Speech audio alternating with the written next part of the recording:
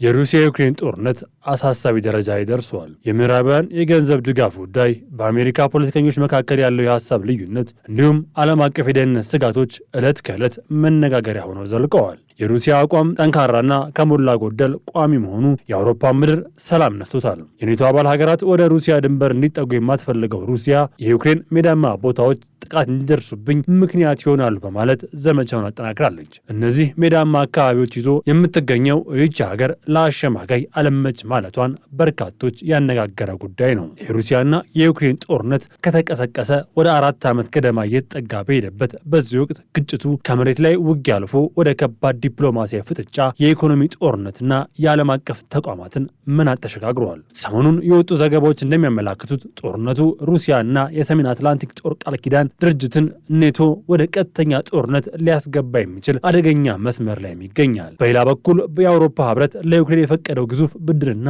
በአሜሪካ ባለስልጣናት መካከል ያለው አለመግባባት የጦርነቱን የወደፊት አቅጣጫ ይበልጥ ውስብስብ አድርገውታል። ሩሲያ ኦሬሽኒክ የተሰኘውን አድናቆት ቸረውን የመካከለኛ ርቀት ተወንጫፊ ባላስቲክ ሚሳኤል በዩክሬን ላይ መተኮሷን ፕሬዚደንት ቭላዲሚር ፑቲን አስታውቀዋል። ይህ እርምጃ ዩክሬን በምዕራባውያን ረጅም ርቀት ሚሳኤሎች በመጠቀም በሩሲያ ግዛት ላይ ያደረሰችው ጥቃት የበቀል ምላሽ መሆኑም ተገልጿል።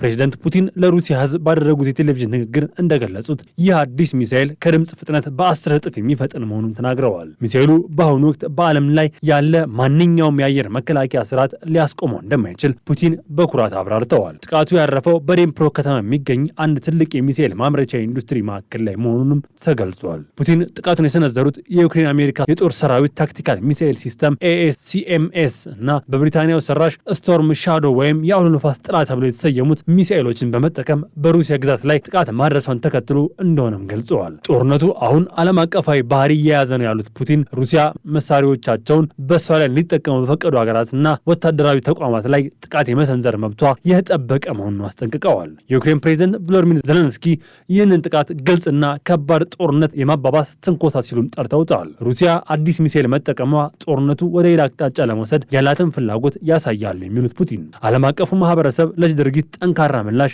እንዲሰጥም ጠይቀዋል። የሰሜን አትላንቲክ ጦር ቃል ኪዳን ኔቶ ቃል አቀባይ አሊሰን ሃርትስ በበኩላቸው ሩሲያ ይህንን መሰል ጦር መሳሪያ መጠቀሟ ጦርነቱን ለማብረድ ሆነ የዩክሬንን የጥንካሬ መንፈስ ለመስበር ምንም አይነት ለውጥ አያመጣም ሲሉ ተናግረዋል። በዴንፕሮ ከተማ በደረሰው በዚህ ጥቃት የኢንዱስትሪ ተቋማት መውደማቸው እና በትንሹ 15 ሰዎች መቁሰላቸውን ዘግበዋል።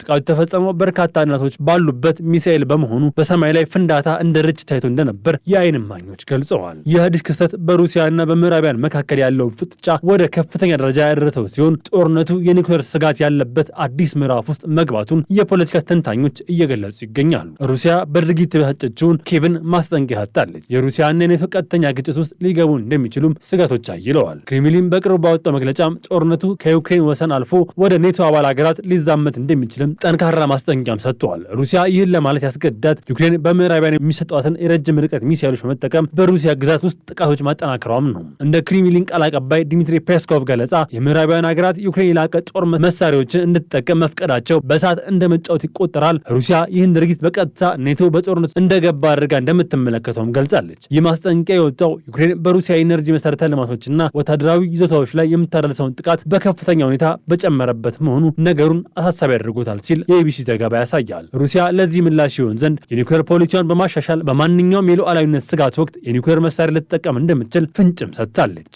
በአሜሪካ ባለስልጣናት መካከል በሩሲያና ዩክሬን ጉዳይ አለመግባባቶች እያየለ እንደመጣ እየተሰማ ይገኛል። በተለይም በማርክ ሩቢዮና በስቲቭ ዊትኮፍ መካከል ያለው አለመግባባት እየጠነከረ ስለመሆኑም ተነግረዋል። በአሜሪካ የፖለቲካ መድረክ በተለይም በአዲሱ አስተዳደር ውስጥ ቁልፍ ሚና ሊኖራቸው የሚችሉ ግለሰቦች መካከል ያለው ልዩነት ለዩክሬን ሌላ ስጋትም ሆነዋል። የአሜሪካ የውጭ ጉዳይ ሚኒስትር ማርክ ሩቢዮና ስቲቭ ዊትኮፍ የመካከለኛው ምስራቅ ልዩ መልእክተኛ በዩክሬን የሰላም ስምምነት ይዘት ላይ አለመግባባት ውስጥ መሆናቸውም ዘግበዋል። እንደ ኤምኤስኤን ዘገባ ልዩነት የተፈጠረው ዩክሬን ሰላም ስትፈልግ የትኛውን ግዛቷን አሳልፋ መስጠት አለባት በሚለው ነጥብም ላይ ነው። ሩቢዮ ዩክሬን በተወሰነ መልኩ ከሩሲያ ጋር ለመስማማት ተጨባጭ መሆን አለባት የሚል አቋም ሲኖራቸው፣ ሌሎቹ ደግሞ ዩክሬን ሁሉም ግዛቶች ሳታስመልስ ድርድር መጀመር የለባትም ይላሉ። በመካከላቸው ያለው የመረጃ ልውውጥ እጥረትም ዋሽንግተን ወጥ የሆነ የውጭ ፖሊሲ እንዲኖራት ያደረገ ነውም ተብሏል። ሁኔታ ለፕሬዚዳንት ቮሎዲሚር ዜሌንስኪ ስጋትም ሆኗል። ምክንያቱም የአሜሪካ ድጋፍ መቀነስ ማለት ለዩክሬን ሽንፈት ማለት ሊሆን እንደሚችል ዘገባው አትተዋል። በአሜሪካ አስተዳደር ውስጥ ያለው ሽኩቻና የአውሮፓ ህብረት የገንዘብ ድጋፍ የራሳቸው አይነት ተቃራኒ ውጤት ሊኖራቸውም ይችላል። በአንድ በኩል ገንዘቡ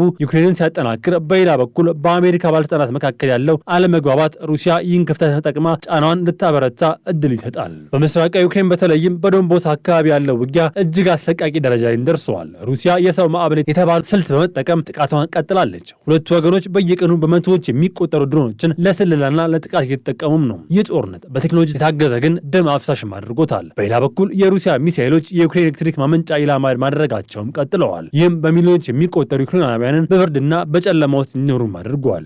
በቅርቡ በኦዴሳና በኪየቭ አቅራቢያ በደረሱ ጥቃቶች በርካታ ንጹሐን ዜጎች ሕይወታቸውም አልፈዋል። የዓለም አቀፉ ማህበረሰብ ጦርነቱን ለማቆም የተለያዩ ጥረቶችን ቢያደርግም የተገኘ ተጨባጭ ውጤት የለም። የድል ዕቅድ በሚል የምዕራባውያን ሙሉ ድጋፍና የኔቶ አባልነት ስትጠይቅ ሩሲያ በኩሏ ዩክሬን በጭራሽ የኔቶ አባል መሆን የለባትም የሚል ጽኑ አቋምም አላት። ጦርነቱ አሁን ባለበት ሁኔታ ለዓለም አቀፉ ማህበረሰብ ሶስት ትልቅ ፈተናዎች ደቅነዋል። የጥቁር ባህር የጥራጥሬ ምርት ስምምነት መፍረስ፣ የኃይል አቅርቦት መዛባት በተለይ ለታዳጊ ሀገራት የኑሮ ውድነት ምክንያትም ሆነዋል። ለአውሮፓም የደህንነት ስጋት ሆኗል። በተለይ ፖላንድ፣ ሊቱዌኒያ፣ ላትቪያ የመሳሰሉ ሀገራት የሩሲያ ቀጣይ ጥቃት በእነሱ ላይ ሊሆን ይችላል በሚል የድንበር ጥበቃቸውን አጠናክረዋል። የአሜሪካ ሚና መቀየር ሌላኛው ስጋትም ነው። ዶናልድ ትራምፕ በምርጫ ቅስቀሳ ወቅት ጦርነቱን በ24 ሰዓት ውስጥ አቆመዋለሁ ማለታቸው ዩክሬን ግዛቶቻቸውን እንድታስረክብ ጫና ሊደረግባት እንደሚችል እየተጠቀሙም ይገኛል። ከላይ የተጠቀሱት መረጃዎች እንደሚያሳዩት ሩሲያና የዩክሬን ጦርነት በአሁኑ ወቅት በመቀጣጠል ላይ ያለ እሳተ ገሞራም ሆኗል። የክሬምሊን ማስጠንቀቂያዎች፣ የአውሮፓ ቢሊዮን ዶላሮችና የአሜሪካ ፖለቲከኞች ሽኩቻ ሁሉም የሚመለከቱት አንድ እውነትም ነው።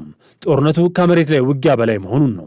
በጦርነት ሂደት ውስጥ ትልቅ ለውጥ ያመጣል ተብሎ የሚጠበቀው የአውሮፓ ህብረት ለዩክሬን የፈቀደው 105 ቢሊዮን ዶላር ወይም 100 ቢሊዮን ዩሮ ገደማ ብድርም ነው። ይህ ብድር በዋነኝነት የሚሸፈነው በምዕራባውያን ባንኮች ከታገደው ሩሲያ ሀብት የሚገኝ ወለድ መሆኑ ሌሎች በርካታ ፖለቲካዊ ጉዳዮች እንዲጎተቱ ምክንያት መሆኑ አይቀሬ መሆኑም እየተሰማ ይገኛል። የገንዘብ ድጋፉ የዩክሬን የራሷን የጦር መሳሪያ ማምረቻ ኢንዱስትሪ እንድትገነባና ጥይቶችና ድሮኖች እንድትገዛ ይረዳታል ተብሎም ይጠበቃል። ይህ ገንዘብ ከሩሲያ ወለድ ላይ አንስቶ መስጠት የሚሽረው ህግ እንዳለ ሁሉ የአውሮፓ ህብረት አባል ሀገራት በቀጥታ ጦርነት ወደ ድንበራቸው መሳብና ወደ ለየለት ጦርነት እንዲገቡ መንገድ የሚከፍት ስለመሆኑም እየተነገረ ይገኛል። ጦርነቱ የዩክሬን ኢኮኖሚ ክፉኛ በጎዳበት በዚህ ወቅት የመንግስት ሰራተኞች ደሞዝ ለመክፈልና መሰረታዊ አገልግሎቶችን ለመስጠት ይህ ገንዘብ ወሳኝ መሆኑ የኪየቭ ባለስልጣናት እየተናገሩ ይገኛሉ። ይህ ብድር ዩክሬን የምታገኝ ከሆነ ለረጅም ጊዜ መዋጋት እንድትችል መንገድ የሚከፍት ነው። ለሩሲያ የሚሰጠው መልእክት በአንጻሩ ወደፊት የሚኖረው የሰላም ድርድር ወቅት ዩክሬን በሽንፈት ሳይሆን በጥንካሬ መንፈስ እንድትቀርብ ያደርጋታል። ይህ ደግሞ በክሬምሊን ባለስልጣናት በኩል ተቀባይነት የሌለው ስለመሆኑ